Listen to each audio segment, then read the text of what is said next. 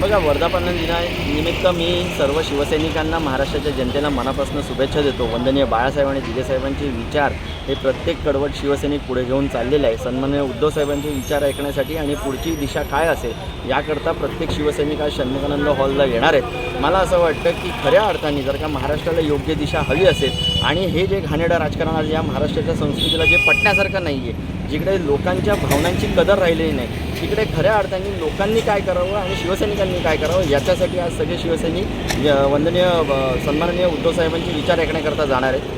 खऱ्या अर्थाने ती दिशा तिकडे ठरेल. ऑपरेशन टार्गेटनं आता तोडफोड असं येणाऱ्या काळात आपल्याला पाहायला मिळणार आहे. कशाप्रकारे धडा जनता शिकवणार आहे? बघा, जनतेच्या भावनांची कदर कुठेही राहिलेली नाही. जनतेने जो विश्वास या सगळ्या खासदारांनी टाकलेला त्याचा खून करण्याचं काम ह्या लोकांनी केलेलं आहे. प्रत्येक वेळेला स्वतःच्या स्वार्थासाठी म्हणून राजकारण करणं आणि लोकांच्या भावनांचा आदर न करणं हे जर का अशी गोष्ट हे लोक करत असतील तर कुठेतरी जनता ह्यांना धडा शिकवल्यावर राहणार नाही आणि महाराष्ट्रामधून त्या पद्धतीच्या प्रतिक्रिया उमटताना आपल्याला दिसतात. मशाल तशीच पेटत राहणार 100%. आत्तापर्यंत आम्ही मशाल चिन्ह म्हणून म्हणत होतो, पण मशाल आता प्रत्येक शिवसैनिकाच्या मनामध्ये आणि नुसतंच शिवसैनिक नाही तर सर्वसामान्य जनतेच्या हृदयामध्ये आणि विचारांमध्ये पेटलेली आहे. म्हणून ह्या लोकांना धडा शिकवल्याशिवाय जनता शांत. ओमराजे म्हणतात की धर्मसंकट आणि निधी अभावामुळे तिकडे गेलेलो, त्यांची प्रतिक्रिया आलेली आहे. मला असं संजय दिना पाटलांची अजून त्यांनी खोट्या प्रतिक्रिया देऊ नये. याच्यावरचं कारण असं आहे की गेले 4 वर्ष वस्तुस्थिती ह्या महाराष्ट्राचं राजकारण कशामधनं झालेलं आहे, कशा पद्धतीचं राजकारण चाललेलं आहे आणि सत्तेमध्ये असलेले लोक वारंवार सांगतात की तुम्ही आमच्यात या, त्यांचा निधी मिळणार नाही.